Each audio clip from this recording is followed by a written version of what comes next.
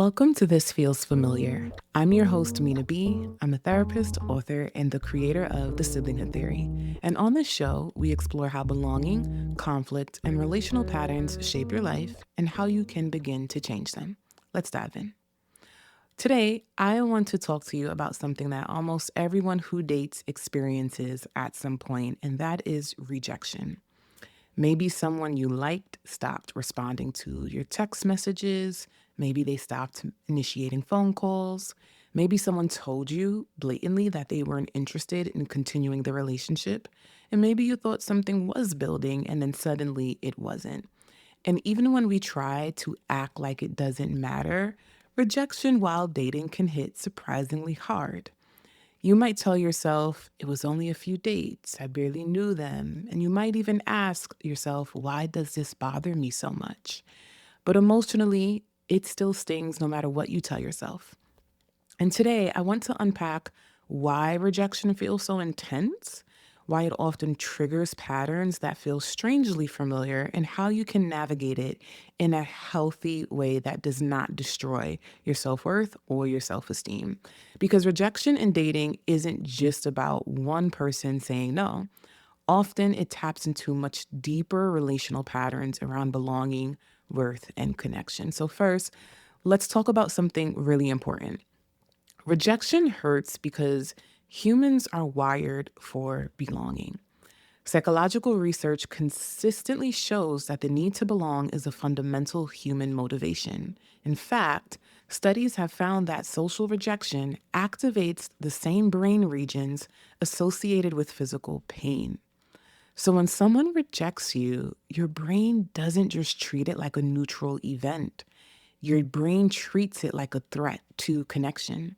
And connection is survival for humans. This is why rejection can feel disproportionate to the actual situation. You might find yourself feeling immense pain, even though you only went on one date with the person or even three dates with the person. Even if you logically know it's not a big deal, your nervous system may still respond with anxiety, rumination, embarrassment, sadness, and even self doubt, and it might trigger low self esteem. Your system is trying to make sense of a potential loss of belonging. And this is where the title of the show becomes a bit relevant because we're tapping into something that feels familiar. Sometimes rejection doesn't just hurt on its own, it hurts because it feels familiar. You might notice thoughts like, this always happens to me. I can never get past one date with someone. You might also say to yourself, why do people always lose interest in me? So you see how you turn it around, and instead of acknowledging that maybe there's a reason for why that person lost interest and it has nothing to fully do with you, you make it seem as if, why is it me? It's always me. When it could be that that person came to the conclusion that they don't have the capacity to date, they don't have a desire to date anymore, or they might have other options, but just because they have other options doesn't mean something is wrong with you. They just have a preference and they found someone that matches their preference more than you match their preference. So it's not personal because you might also ask yourself, what did I do wrong? That sense of familiarity often means the experience is tapping into older relational patterns. Rejection in adulthood can activate memories, conscious or unconscious, of earlier relational experiences where belonging felt uncertain. So, for example, maybe you grew up feeling like you had to work harder for attention. If you grew up in a very large family system and you had a lot of siblings, you might feel like in order to get your parents' attention, you had to do more. Maybe you had to become the family hero, which means that you were the person that made the family proud. You always were collecting accolades, you were the responsible one. And that can happen because parental love can feel very scarce in a home when you have to recognize that your parents have to share their love with not just you, but everyone else in the home. And so that can lead to competition, but it can also lead to scarcity thinking where you feel like you have to work harder to get the love and attention that you want and deserve. Maybe affection in your family felt inconsistent. Again, this can also happen whether you are growing up in a large home or if you're growing up in a home where maybe your parents aren't forthcoming with love, care, emotional availability, and affection. One minute they are like, I love you so much, and they're giving you hugs. And maybe when they're angry or when they're depressed or when they're sad, they seem to withhold that love. Another thing can be that maybe you were compared to siblings or peers, and that can also trigger feelings of rejection because it might signal this idea that you're never good enough on your own. Because somebody is always saying, why can't you just be like your sister? Why can't you bring home good grades like your brother? Why can't you get a really good job the way your sister has a good job? Why can't your house be as nice as your brother's house? So, in the midst of you being compared to other people, what's also happening is your accomplishments and your sense of self is being diminished when somebody compares you to somebody else, whether it be a sibling or even a peer at school for those of you who do not have siblings. These experiences shape the way we interpret relational signals. So when rejection happens while dating, your mind isn't just processing this particular situation, it's referencing an entire history of relational experiences. And suddenly, the emotional response becomes much bigger than the moment in than the moment itself. Now, in the siblinghood theory, I talk a lot about how our earliest peer relationships, including our sibling relationships, teach us important lessons about belonging. These relationships are often the first place we learn how to compete for attention, how conflict impacts connection, how we secure our place in a group. In many families, love may be unconditional in theory, but attention and approval can feel limited in practice. So children develop roles. Maybe you learned to be the achiever. Maybe you became the peacemaker. Maybe you simply withdrew to avoid competition. These roles become strategies for maintaining belonging. And later in life, those strategies can show up in your dating dynamics. So, for example, if you learned that belonging requires earning approval, rejection may trigger a drive to prove your worth. So, you might feel a need to prove to yourself, to the person who rejected you, that you are good enough for them because of whatever it is that you believe is the reason for why they don't want you, you now feel like you have to go into overtime to prove to them that you're worth keeping. Another example is that if you learned that conflict leads to loss of connection, rejection may trigger intense anxiety about what you did wrong.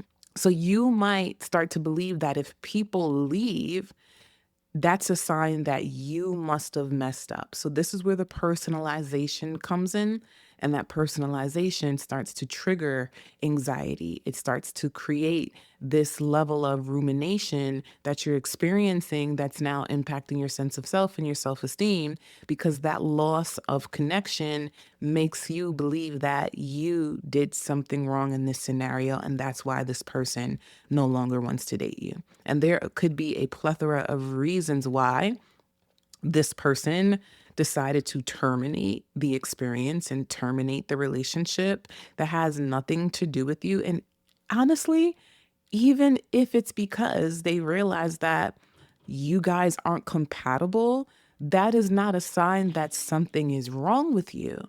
That is a sign that you both may not be in relational agreement. And because you're not compatible, the relationship itself won't work. And I think those are the two things to really pay attention to because sometimes we'll say, well, if somebody feels like they're not compatible with us, we did do something wrong. That's not true. For example, if you practice a particular religion and the person that you're dating practices a completely different religion, they may choose to end the relationship because you guys are not what them they might feel spiritually yoked. But that doesn't mean something's wrong with you.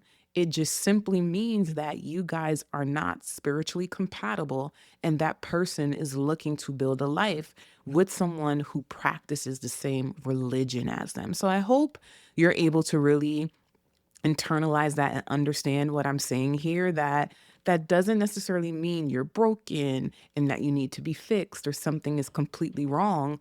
Understand that when we're dating, We want to date people that we're compatible with. And just because you're not compatible with someone doesn't mean something's wrong with you. Another thing is that if you learned that relationships are scarce, rejection may feel like losing a rare opportunity. And this is happening a lot right now in society. I'm seeing it a lot in the work that I do, where there's this perception that there's a limited pool of quality men or quality women. And so I kind of have to just take what I'm being given and I have to deal with what comes with it because opportunities are very scarce. What if I don't find someone else that I do feel like I'm spiritually compatible with? What if I don't find somebody else who accepts that I have a child?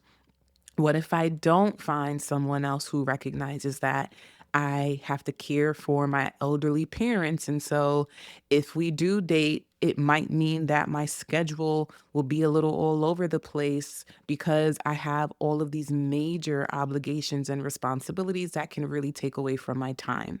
So we might feel that if opportunities are scarce, and if that is a message that you're telling yourself, it can put you in a predicament where dealing with the rejection feels even harder because you're telling yourself this story that there's probably one out of 30 people available. And so if I don't get my moment now, when will I get it? So I hope this really helps you understand the different ways that rejection can trigger other areas in our lives that might not be healed or at least contextualized, or it might just bring up strong emotions attached to other circumstances that we probably still need to dig through and process. So, again, rejection isn't just about one person, it's about the pattern your brain recognizes. Now, I want to dive into some common reactions to rejection while dating because when someone experiences rejection, there's a few things that can happen. The first is self blame. You start analyzing every detail. Did I say something wrong? Did I text too much? Did I make too many phone calls? Did I voice note too much? Did I come across too eager? This is the brain trying to create a sense of control. Because again, when somebody rejects you, you have no control over that. You literally have no control over whether somebody likes you or not and wants to pursue a future with you. So there's a lot outside of your control when it comes to dating.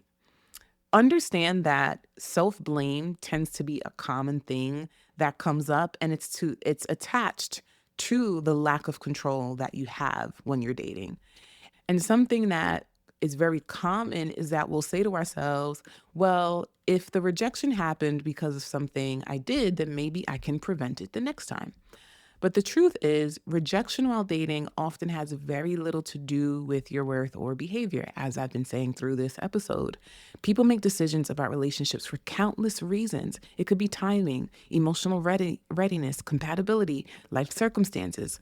But our brains prefer a simple explanation, even if that explanation is self criticism. So be careful. Because sometimes in your search for answers, if you find that you always redirect to it's my fault, I'm not good enough, I'm not pretty enough, I'm not handsome enough, people don't like me, maybe it's my personality. If it's always you're the problem, I really encourage you to examine that because you're taking a lot of this personally, and that personalization is going to negatively impact your self esteem. Understand that life is not black and white. When you're dating, there's so much nuance, there's so much happening in the gray area. So you need to be able to recognize that sometimes it is because we're not compatible. Sometimes it is because the timing just isn't right. Sometimes it is just that life circumstances have gotten in the way. I don't think there's anything wrong with, processing and looking internally to assess, well, are there things that I can be working on? That's totally normal. But if that's all you ever think about, what can I fix? What can I heal? What can I talk to my therapist about that's regarding me and my behavior, but you're never considering other circumstances, that's when things get a little problematic. The second reaction is over pursuing. Sometimes rejection triggers the urge to regain connection. So you might feel tempted to send them a text message, even though they already said they don't want to move forward with you. You might ask for more information. You want them to explain themselves more, even though they have, but their explanation may not feel enough for you. You might even try to change their mind. Understand that this is all about the need to belong. Your system is trying to restore the connection that was just threatened. But chasing clarity or validation from somebody who already stepped away actually deepens the emotional pain. And so I want you to recognize that when we're talking about boundaries, when rejection happens, that is that person saying to you, I'm no longer interested.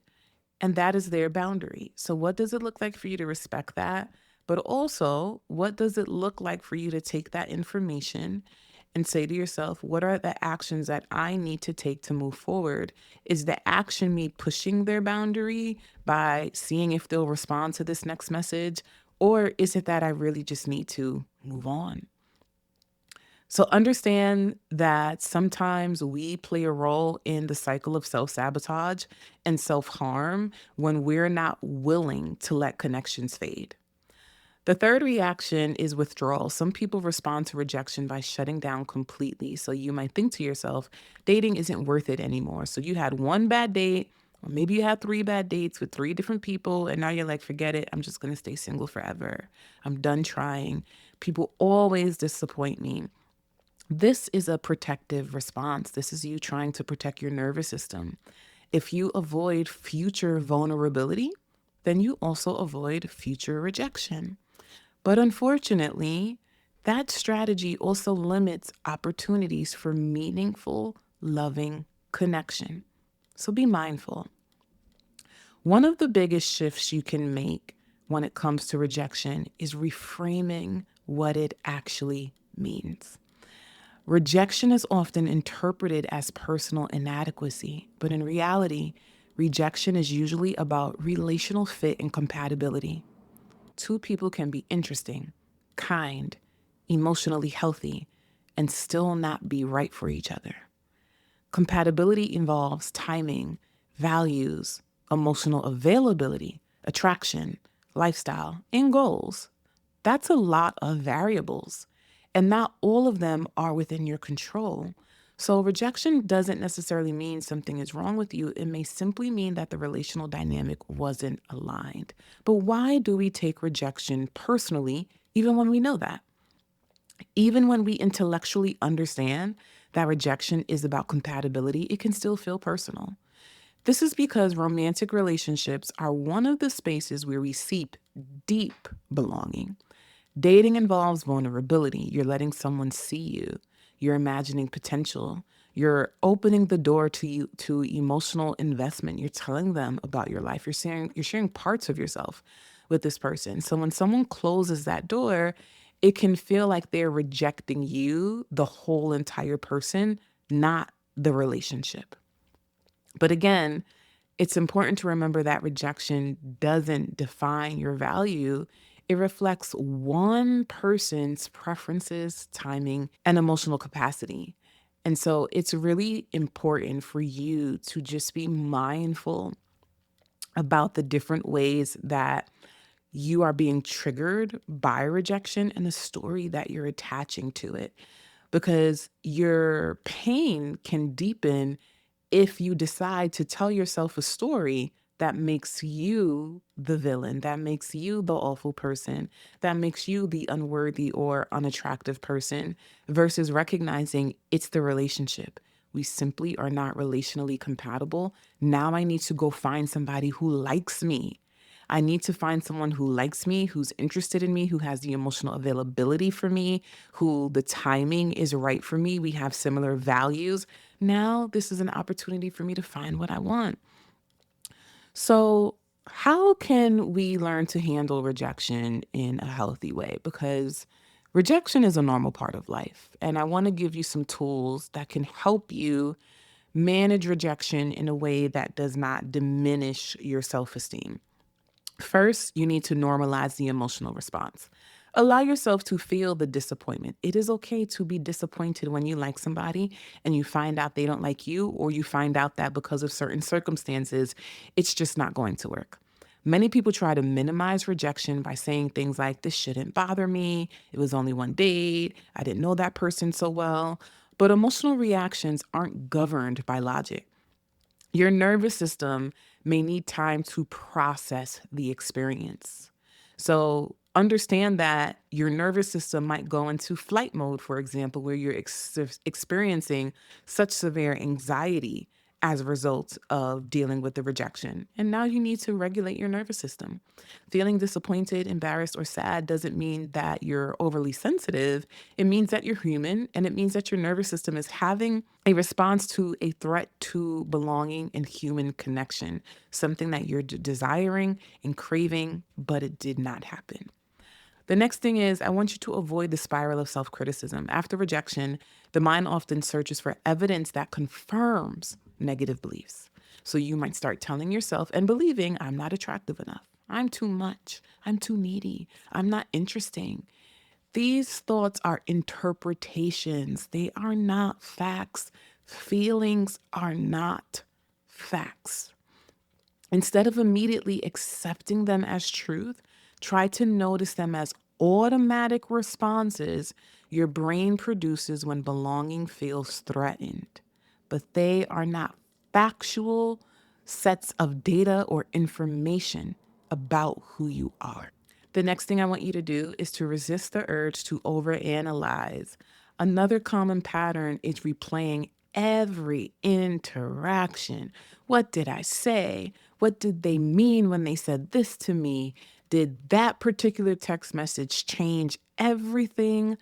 Understand that most rejection isn't caused by a single moment. Relationships are complex. So there can be moments where there was a really hard stop, there was a red flag that came up, and this person realized that, you know what, I can't move forward with you. But there are also times where there are numerous things that could happen. And because of the complexity of life and the complexity of dating, you may not always know. And often the answer is simply that the connection didn't develop the way one or both people hoped. You don't need to solve the mystery in order to move forward. What you need to do is take the information that has been given to you. And if this person has made a very clear statement of not wanting to move forward, and they already drew that line and they set that boundary, all you can do is move forward. I do understand that sometimes we think overanalyzing means, well, if I do have more information, I can show up differently in the next relationship. But understand the next relationship is going to be with a completely different person who has different values, different needs, a different personality, a different temperament. So you can't assume that if you know why, this particular person stopped going on dates with you, that you can fix something about yourself, because you're creating this belief system that everybody you date is going to have the same standards and same desires. And that's not true. So this is also why overanalyzing isn't always helpful, because it's not necessarily something that's going to give you data for the future all the time. People are complex, people are different, people have different personalities. And so the behaviors that you show one person, they might not like those behaviors, but the next person might be okay with them. So remember to resist the urge to overanalyze. The next thing is, remember that dating is a process of mutual selection. You're evaluating them just as much as they're evaluating you. So rejection isn't a one-sided loss. It's information about whether the connection was truly reciprocal. I also want you to pay attention to the pattern, right? Because the show isn't called This Feels Familiar for nothing. I want you to reflect on these few things. When rejection happens, ask yourself, what does this remind me of? Does it feel similar to past dating experiences? Does it echo dynamics from my family relationships, whether it be with my siblings or maybe with my peers, as well as with my parents? Because patterns don't mean you're doomed to repeat them. But recognizing them is the first step toward changing them.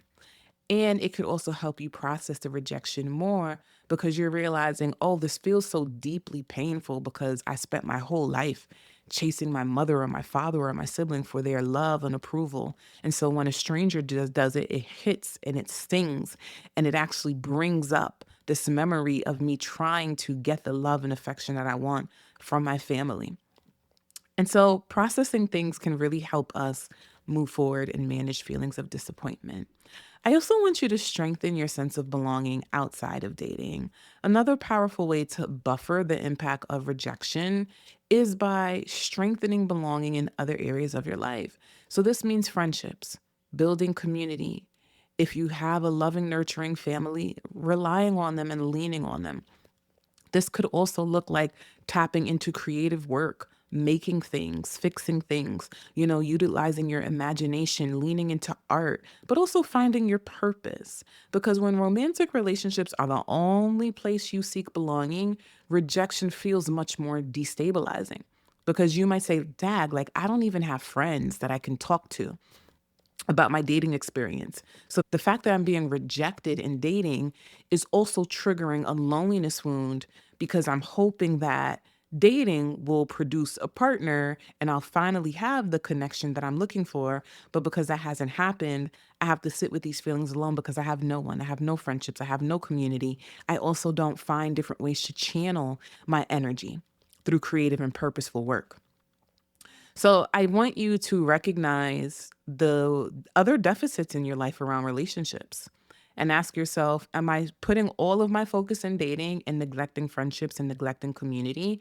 Because rejection from dating can feel much more harder to manage when you are lonely. And when life includes multiple sources of connection, rejection becomes easier to contextualize. It's disappointing, yes, but it doesn't define your entire sense of belonging. And so, if you take one thing away from today's episode, I hope it's this. Rejection while dating doesn't mean you're unworthy of love. It means that one particular connection didn't move forward. And while that can be painful, it's also part of the process of finding relationships where belonging is mutual, not negotiated, not conditional, and not uncertain. Sometimes rejection is simply the path, clearing space for a relationship that fits you better. So, if this episode resonated with you, please make sure to subscribe to the show. I also ask that you leave a 5-star rating and leave a review because it helps more people find my show and these conversations. You can also subscribe to my newsletter, All the Hard Things, on Substack, and you can continue to learn from me by ordering my book, Owning Our Struggles. So, if you've been in that strange dynamic where a relationship felt oddly familiar, that's exactly what we're here to explore on This Feels Familiar. Because when we start recognizing our relational patterns, we can begin to change them. Until next time.